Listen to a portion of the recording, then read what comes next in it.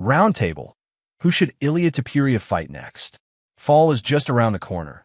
Terence Crawford just punched up Canelo Alvarez, and several big UFC fights are set to take place over the next few months. But there's still one major lingering question we assume will be resolved before 2025 wraps. What is next for Ilia Topuria? El Matador took one step closer to superstardom this past June, when he needed less than 3 minutes to knock out future UFC Hall of Famer Charles Oliveira, maintain his perfect record, and capture a vacant lightweight title to join the rare heir of two division champions. His incredible featherweight run that included KOs of legends Alexander Volkanovski and Max Holloway already pushed Topuria to the top of the MMA world, to the point that he was being feted at Real Madrid's famed Bernabeu Stadium. We've heard plenty of talk from and about Topuria since his UFC 317 triumph, but we had to find out when he's actually going to fight again, and with each passing day, it feels like he's falling that much farther from mainstream relevance despite his incredible accomplishments. There is no shortage of potential opponents, so Alexander K., Lee, and Jed Meshew got together to figure out who could, or should, be next for Topuria, with one of us focusing on how hot each matchup is and the other gauging its absurdity. Terence Crawford Lee. We recently passed the 8-year anniversary of Floyd Mayweather versus Conor McGregor, and it feels like we're about due another dozen of that nonsense, doesn't it? No. Terence Crawford and Ilia Topuria have nowhere near the level of mainstream cachet as that infamous duo, and the landscape of combat sports has changed so much since that fight. That boxing champion versus MMA champion doesn't have a novelty it once did, but there are enough parallels here to generate some legitimate crossover buzz. Crawford is the undefeated boxing legend coming off of a win in a dream matchup with Canelo Alvarez, just like Mayweather after beating Manny Pacquiao and Andre Berto. Topuria is the two-division UFC champion with explosive knockout power, just like McGregor. If you squint, you can really see the resemblance. This potential matchup has been amplified by public comments from both fighters in the past few months, and you can picture the gears in UFC CEO Dana White and his buddy Turkey Alshik's heads churning at the thought of making another industry-shaking splash. Even though Crawford versus Topuria won't move the needle nearly as much as it should given their accomplishments, there isn't much standing in the way of this one happening, other than a mountain of cash for the athletes. Heat level, 7 out of 10. Meshew, I hate this. I hate this so much. I hate everything about this. And I hate that somehow I have to talk about it. Look, I understand why Topuria wants to do this. He wants to get paid. The reality of MMA is that the goal is not to be a UFC champion. The goal is to get to a UFC title, so you can parlay it into a boxing fight and make real money. That's not his fault, but it sucks nonetheless. And on the other side of this, Crawford is treating this as completely absurd, which it is. But why any fan would care about this is beyond me. We've done this experiment enough. The outcome is not in question.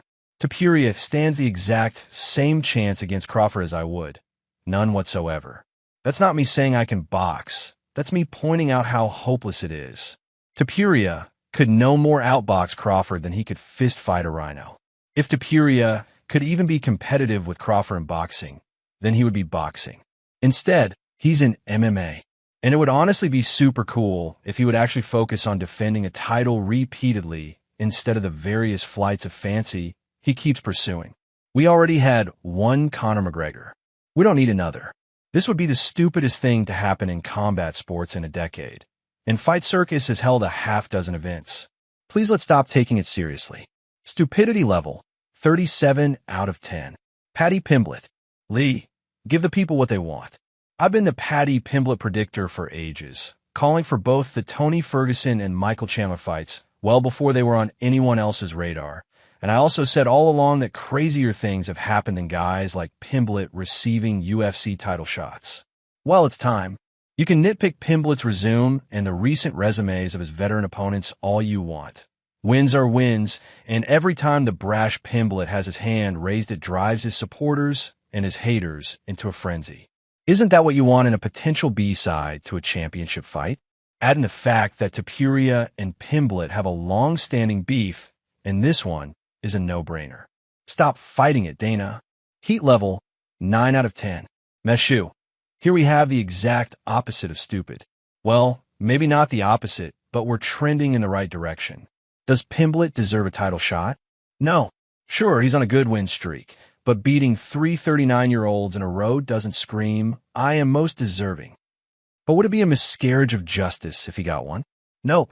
Nobody else has an ironclad case for a title shot. So if Pimblett ends up getting the call, it's fine. And setting aside the personal heat between the two, I'll admit I'm very interested in the fight. Sure, on paper it seems like Topuria should roll over Pimblett, but I've thought that a lot about Paddy, and he just keeps getting better. On top of that, and this is the part people rarely mention, Topuria has also been feasting on old guys lately. Yes, Alexander Volkanovski and Max Holloway and Charles Oliveira are much better than Michael Chandler and King Green and the ghost of Tony Ferguson, but they're still old in fight years. This would be Topuria's first fight against someone in his prime since Bryce Mitchell, and Pimblett is much bigger. There's some intrigue here. Stupidity level, 4 out of 10. Arman Tsarukyan Lee. Look, everybody, it's the #1 lightweight contender. Technically, Arman Tsarukyan never lost his spot in line. Even in the UFC's official rankings, Tsarukyan is at #2, behind only former champion Islam Makhachev, who is currently chasing welterweight glory. The matchmakers are in a weird spot because obviously they don't want to give Tsarukyan another title shot right away after January's UFC 311 debacle, but no one else has made an airtight case to take his place. Also, I'm confident if you did a survey asking who has the best chance of beating Topuria, Tsarukyan would come out on top of that poll. But damn, the promotion for this fight would be dead on arrival if this is what's announced next for Topuria. I'm not saying I never want to see it, but even Tsarukyan doesn't think he's getting the next shot, which is probably why he's just been doing side quests this whole time. Heat level, 4 out of 10. Meshu. If MMA were a real sport where merit carried the day, this is the matchup we'd be getting. God loved Charles Oliveira, but he lost to Tsarukyan when they fought.